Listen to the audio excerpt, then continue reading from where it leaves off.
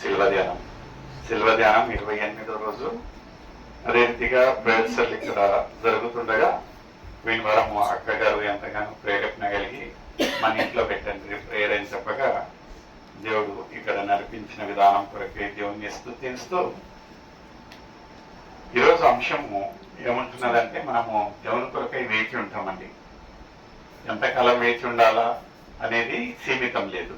There is no any certain time that God is going to speak to us, certain time God is going to do his works. అంటే ఆయన నిర్ణయించిన కాలము వచ్చేంత వరకు మనము వేచి ఉండాల్సిందే. లేదు ఫాస్ట్ ఫుడ్ టైప్ ఇన్స్టంట్ గా ఇప్పుడు ఈ రోజు జరగాలంటే అది కుదిరే పని కాదు. దేవుడు నిర్ణయించిన కాలానికి వచ్చినప్పుడు ఎంతో అద్భుత రీతిగా దేవుడు ఆశీర్వాద చేస్తాడు. రమ్యంగా కనులు చూడనివి చెవులు వినని అలాంటి గొప్ప కార్యము దేవుడు చేస్తుండగా ఈరోజు ద టైమింగ్ ఆఫ్ గాడ్ అంటే దేవుని యొక్క సమయము ఎలా ఉంటున్నది. నిజంగా ఈరోజు మనం చూసినట్లయితే లేఖనాలలో ఎన్నో మంది ఎన్నో సంవత్సరాలు వేచి ఉంటున్నారు దేవుని యొక్క పిలుపు గురించి. వారిలో ఆశపడి ఉన్నను దేవుని ఒక పిలుపు లేనట్టుకైతే మనం ఏం చేయలేము కదా. అన్ని సిద్ధపాట్లు ఉంటాయి మనకు. అయితే దేవుడు నిర్ణయించిన ఒక కాలం వచ్చేంత వరకు మనం ఏం చేయలేము. We have to just wait. దావీదు భక్తుడు ఒక జీవితంలో చూసినట్లయితే ఆ గొలియాత్ను చంపిన తర్వాత ఆయన ఒక రాజుగా ఎన్నబడాలంటే సుమారుగా దాదాపుగా 12 నుంచి 14 సంవత్సరాలు అయినా వెయిట్ చేయాల్సి వచ్చింది. అదే రీతిగా మనం చూసినట్లయితే అబ్రహాం ఒక జీవితం. అబ్రహాంకు సంతానం లేనప్పుడు దేవుడు ఆయనకు సంతానం ఇస్తామని చెప్పి ఎన్ని సంవత్సరాలకు ఇచ్చాడండి? 25 సంవత్సరాలు. 25 సంవత్సరాలు వాళ్ళు మరిచిపోయి ఉంటారేమో. నేను చెప్పేది రోజులు నెలలు కాదండి. 25 సంవత్సరాలు దేవుడు వెయిటింగ్. జస్ట్ దేవుడు చెప్పిన రీతిగా దేవుడు చెప్పాడు, దేవుడు చేస్తాడనే రీతిగా.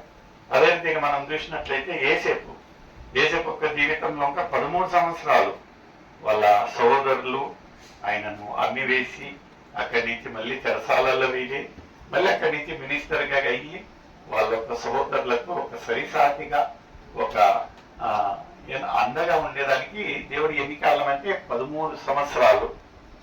అన్నిటికంటే రికార్డ్ బ్రేకింగ్ అంటే బైబిల్లో నోహా కదండి. నోహా ఎన్ని సంవత్సరాలు వేచి ఉన్నాడండి? 120 సంవత్సరాలు. 120 సంవత్సరాలు. దేవుడు ఏం చెప్పాడంటే వీళ్లకు ఒక మార్పు వచ్చేంత వరకు నేను చెప్పిన ఒక ఓడను చేయంటే ఆయన ఏం ఆలోచన చేయలే. దేవుడు చెప్పాను, ఈయన ఓడ తయారు చేశాడు. అందరు ఈ రోజు వచ్చి రేపు వచ్చి నవ్వే వాళ్ళంట. ఏందయ్యా ఈరోజు వస్తాడా, ఈరోజు వర్షం పడుతుందా? ఎందుకంటే అప్పుడు కాలంలో వర్షము పైనుంచి వచ్చేది కదండి. ఆవిరితో ఆ ఒక పంటలు పండి. సో వర్షం పైనుంచి వస్తాయంటే అందరికి ఒక వింతగా ఉన్నది. ఎవరు చెప్పాడంటే నోవా ఒక విశ్వాసం చూడండి. దేవుడు చెప్పాడని there was no any second doubt. 1 సంవత్సరం కాదు, 2 సంవత్సరాలు కాదు, 120 సంవత్సరాలు వేచి ఉంది. మనమైతే వేచి ఉంటామండి చేతగదు. అయితే ఈ సంవత్సరం కావాలా లేకపోతే వచ్చే సంవత్సరం తర్వాత దేవుణ్ణి పక్కన పెట్టేసి మన సొంత నిర్ణయాలు కదండి. యేసయ్యంతా ఈ యొక్క లోకానికి వచ్చినప్పుడు దేవుడే ఆయనని పంపాడు ఒక ప్రణాళికతో. ఈ యొక్క లోక కళ్యాణం కొరకే, ఈ యొక్క నశించే ఆత్మల కొరకే దేవుడు ఆయనను పంపినప్పుడు యేసయ్యంగా వేచి ఉన్నాడు. ఎన్ని సంవత్సరాలు అండి? 30 సంవత్సరాలు. ఆయన ఒక పరిచయము 30 సంవత్సరాలు అంటే 3.5 సంవత్సరం ఈ యొక్క లోకంలో పరిచయం చేసి ఉంటున్నాడు. 30 సంవత్సరాల వరకు ఈ వాజ్ జస్ట్ వెయిటింగ్. మనం అన్నీ చేస్తాం కానీ వెయిటింగ్ కాదు వచ్చినప్పుడు మాత్రము మనకంత ఓర్పు లేదు. ఎందుకంటే రేపు ఏమవుతుందో.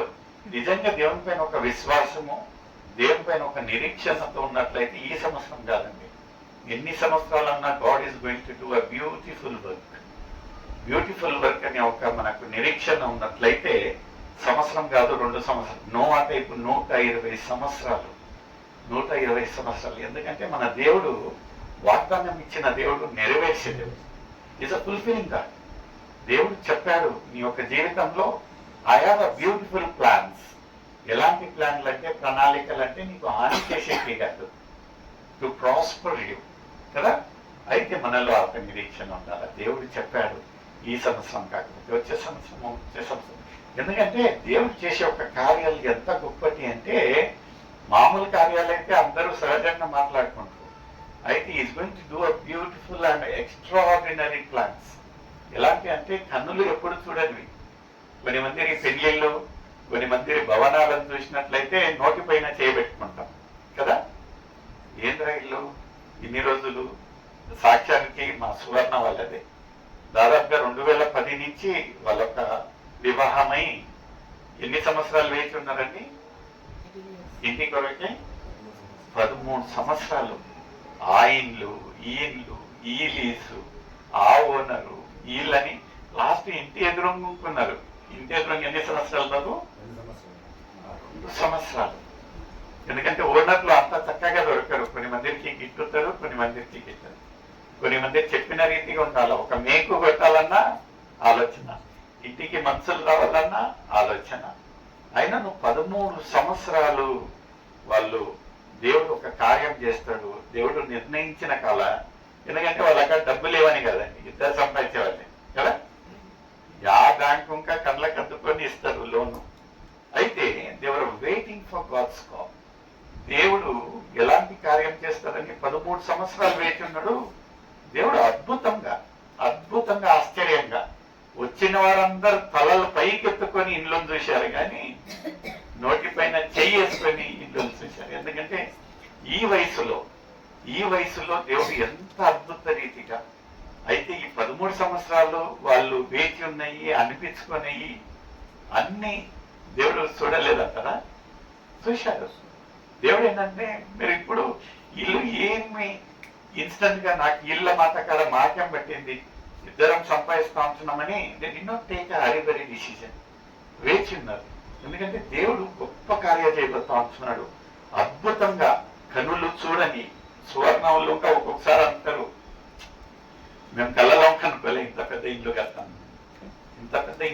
కడతామని. బికాజ్ ఇట్స్ నాట్ మన ప్లాన్స్ కాదండి. మన ప్లాన్ లో ప్రకారంగా మనం చేసి ఉంటే ఒక గ్రౌండ్ ఫ్లోర్కే ముగించేది నేను అనుకుంటా. But God's plan is so beautiful. Time 13 సంవత్సరాలు తీసుకున్నాను. ఆయన చేసిన ఒక అద్భుత కార్యం ఎలా ఉంటుంది. వీళ్ళ జీవితమే కాదు, అందరి జీవితాలను మనం ఒక్కసారి పరిశీలించి చూసినట్లయితే God is going to do beautiful works in our lifes. ఈరోజు 27వ కీర్తన 11వ వచనం నుంచి చదివి సహకరించండి. Psalms 27, 11th verse నుంచి తీసిన వారు చదివి సహకరించండి.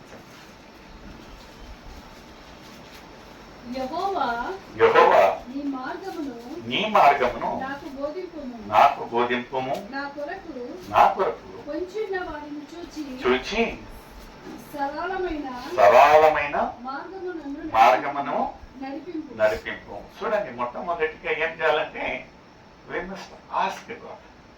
ఎందుకంటే మనం చేసేదే ఇది. ఏంటంటే మనం అడగము, అందరిని అడుగుతామేమో కానీ ప్రపంచంలో ఒక్కసారి నా దేవా వాట్ ఈస్ యువర్ ప్లాన్, మీ యొక్క ప్రణాళిక ఏముంటున్నది, నా యొక్క జీవితానికి మీ యొక్క ప్రణాళిక ఏముంటుందని మనం ఎప్పుడు అడగమండి. వీళ్ళని అడుగుతాం ఏం చేద్దాం బ్రదర్, ఏమని అడుగుతాం ఏం చేస్తాం బ్రదర్. అయితే అల్టిమేట్ గా మనకు ప్రొవైడర్ ఎవరంటే అయినా అడగాలి. ఇక్కడ దావీదు భక్తుడు ఏమంటా ఉంటున్నాడంటే, ఏమంటా ఉంటున్నాడమ్మా, యెహోవా నీ మార్గమును నాకు బోధింపుము. ఆయనకు తెలియదండి, ఒక మహారాజుకు, దావీదు మహారాజు అయిన తర్వాత రాసిన యొక్క లేఖనాలు ఇక్కడ ఏమంటా ఉంటున్నాడంటే నాకు బోధింపుము. ఆ ఒక తగ్గింపు ప్రభావం ఏంటంటే, నాకే అంత తెలుసు అన్నాం అనుకోండి, వీ కెనాట్ లెర్న్. మామూలుగా ఎవరన్నా గ్రేట్ పీపుల్ అడిగిన ఐఎమ్ స్టిల్ లెర్నర్ అంటారు. ఇంకా నేను ఎక్కువ నేర్చుకోవాలి, ఇక్కడ ఒక మహారాజు అంటే నిపుణుడు, అందరికి తీర్పులు తీర్చే ఒక సమర్థుడు. ఇక్కడ దేవుని దగ్గరికి వచ్చినట్లయితే ఎంత తగ్గింపు, డౌన్ టు ఎర్త్. ఏమంటా ఉంటున్నాడంటే, దేవా నీ యొక్క మార్గము నాకు బోధింపుము అంటా ఉంటున్నాడు. మరలా ఏమంటా ఉంటున్నాడంటే, నేను పోయే ఒక మార్గము అలాంటి మార్గం కాదు. రాజు అనగా ఎక్కడ చూసినాను చుట్టుపక్కల శత్రువులే. ఆయన ఏమంటా ఉంటున్నాడంటే, నా ఒక మార్గమును సరళం చేయము. నిజంగా దేవుడు మనతో ఉండగా మనకు విరోధులు ఎవరు అంటారు. దావీదు మహారాజు ఒక జీవితంలో ఎక్కడ చూసినను శత్రువులున్నను ఆయనను ఓడియలేకపోయారు. ఎందుకంటే ఆయన పక్షాన ఎవరున్నారండి?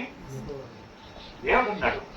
ఆయన గొప్పగా చెప్పేది ఏమంటే, నా పక్షాన దేవుడు ఉండగా నాకు విరోధులు ఎవరు. అలాంటి ఒక నిరీక్షణ ఉండాలి మనకి. ఎప్పటికీ లేదు నేనే గొప్ప అన్నట్లయితే దేవుడు సరిలేదు నువ్వు చూసుకుంటాడు. ఇక్కడ మహారాజు అయినా ఎంత తగ్గింపు. ఏమంటా ఉంటాడంటే, దేవా నాకు బోధింపునైనా, ప్లీజ్ టీచ్ మీ. ఇంగ్లీష్లో ఎంత చక్కగా అంటే ప్లీజ్ టీచ్ మీ అంటా ఉంటున్నాడు. అంటే నాకు నేర్పునైనా, నాకు బోధింపునైనా అంటా ఉంటున్నాడు. మరలా ఏమంటా ఉన్నాడంటే, నేను వెళ్ళే ఒక మార్గము అంత సరళమైనది కాదు, అయితే మీరు ఏం చేయాలంటా ఉంటున్నాడు, మార్గాన్ని సరళ చేయము. ఎందుకండి? ఎందుకు చేయాలా సరళము? శత్రువులు ఉంటుంది. నిజంగా మనకు అలాంటి ఒక స్వభావం ఉంటున్నదా? మనం వేచి ఉంటున్నాం, కానీ వేచి ఉండటంతో పాటు దేవుని దగ్గర మనం ఏం కోరాలి, ఎలా కోరాలి? ముందు చదవమ్మా.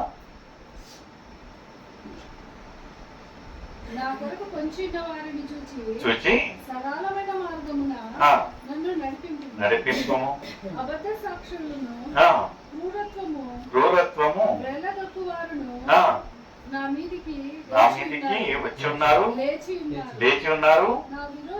నా విరోధుల ఈచ్ఛకు నన్ను అప్పగింపకుము. ఏమంటా అంటానంటే, దేవా ఎక్కడ చూసి నన్ను విరోధులే. మనకు ఇంకా బయట కొన్ని మంది కనిపిస్తారు, కొన్ని మంది కనిపించరు. మన మంచి కోరుతా ఉంటున్నారు, కానీ హృదయంలో మాత్రం వాళ్ళు ఏం కోరుతా అంటున్నారు మనకి. అయినా ఇక్కడ చూడండి ఏమంటా ఉంటున్నాడంటే, దేవా నా ఒక విరోధుల ముందు మీరే నా మార్గం సరళం చేయి. అలాంటి ఒక స్వభావం మనలో ఉంటున్నదా? ఎందుకంటే కనిపించే ఒక శత్రువులతోటి మనము పోరాడవచ్చు, కనపడని శత్రువులతోటి ఎవరు పోరాడాలి? మనం ఏంటంటే దేవునికి వాళ్ళని అప్పగేయాలి. ఇక్కడ ఒక దావూదు భక్తుడు ఏం చేసేవాడంటే, దేవునికి అప్పగించేవాడు. ఇలాని వాళ్ళు నాకు తెలుసునైనా, నాకు తెలియని వాళ్ళు ఎవరు నీ చేతికి అప్పగిస్తా ఉంటున్నాను, మీరే చూసుకోండి. ఇంకా ముందు ఏమంటున్నదండి? సజీవుల దేశమున నేను యెహోవా దయను పొందుదునన్న నమ్మకము నాకు లేని యెడల నేనేమగుదును? యెహోవా కొరకు కనిపెట్టుకొని ఉందును. హల్లెలూయా. ఏం చేస్తా ఉన్నారంటే ఆయన యెహోవా కొరకు కనిపెట్టుకొని. ఇప్పుడు రాజు అనగా అతను ఓన్ డిసిజన్ తీసుకొచ్చండి. ఏమైనా యుద్ధం చేయాలన్నా, ఎవరితోటన్నా ఒక ఏమంటారు ట్రీటీ చేసుకోవాలన్నా, అగ్రిమెంట్ చేసుకోవాలన్నా ఈయన సొంతంగా తీసుకోవచ్చు. But is waiting till God says. దేవుడు చెప్పేంత వరకు ఈయన ఏం చేస్తా ఉంటున్నాడంటే, నేను వేచి ఉన్నాను. అన్లెస్ అని అంటే లైక్ సీ యువర్ గుడ్నెస్. వేచి ఉంటున్నామేమో కానీ సనుగుతూ గొనుగుతూ కదా.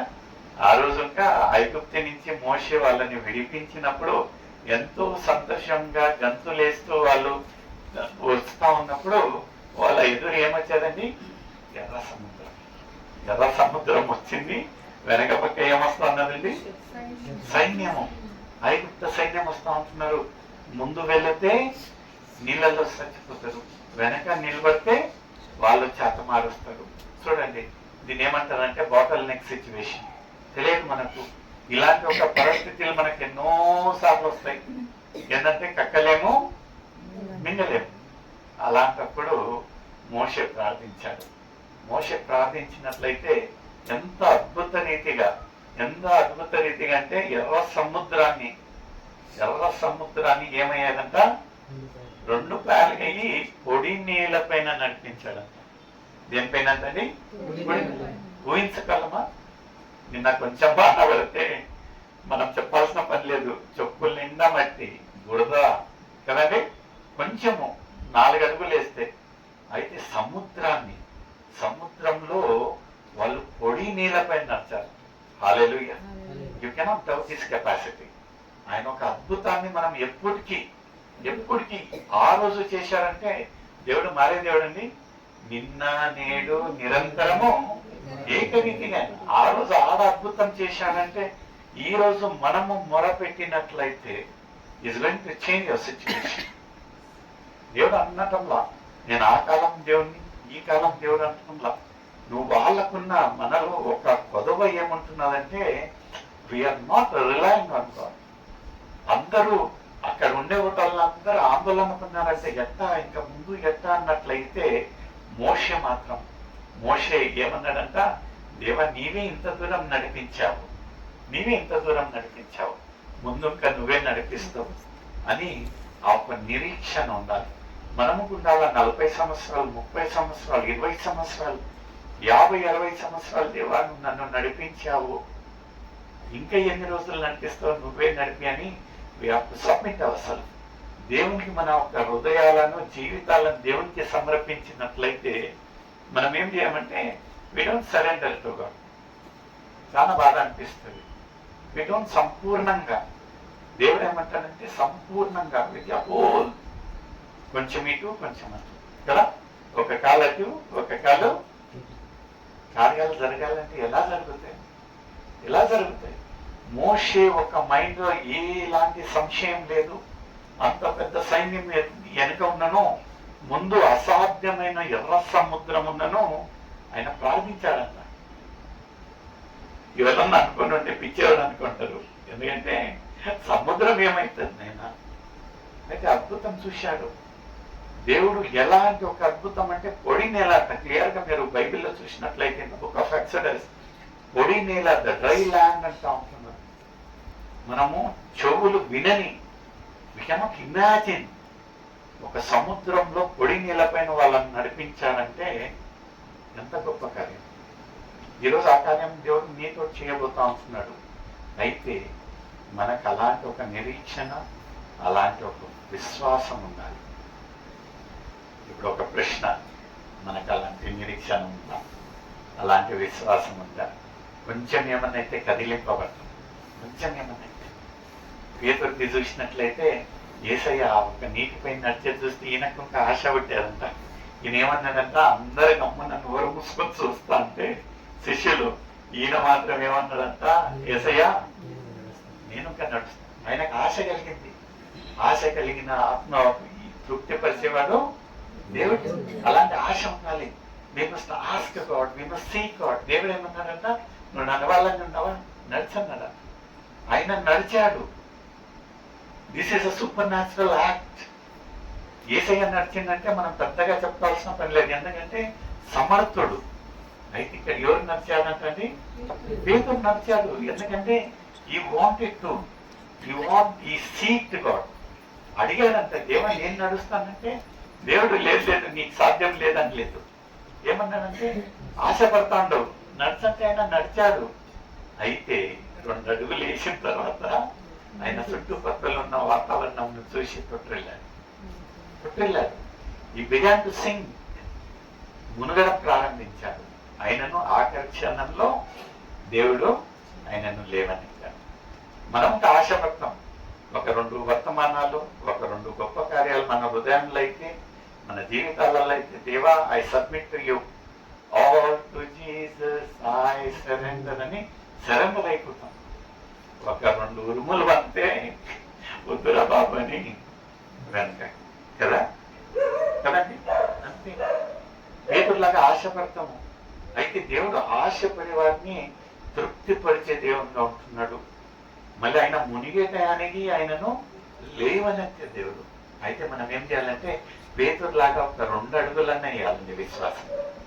ఆ 2 అడుగులు లేకుండా కార్యాలు జరగాలంటే ఇట్స్ నాట్ పాసిబుల్. ఎప్పుడు ఇంకా చరిత్రలో, లేఖనాలలో ఎంత సూపర్ న్యాచురల్ గా యేసయ్య నడిచినట్టు ఎవరు నడిచారని చెప్తా ఉన్నారు. పేతురు నడిచాడు. It's being recorded in the book. నడిచాడు. యా శిష్యుడు చేయని పని ఎవరు చేశారు? పేతురు చేశాడు. బికాస్ ఆశ కలిగింది. మనం ఆశపడుతున్నామా? అది మా ఐడి ఎప్పటికంటే ఒక మాట. ఏం మాట అయితే ఇది?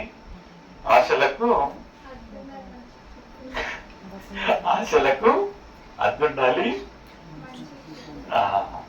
మనం సిగ్గుపడతాం దేవుని పైన. God will never.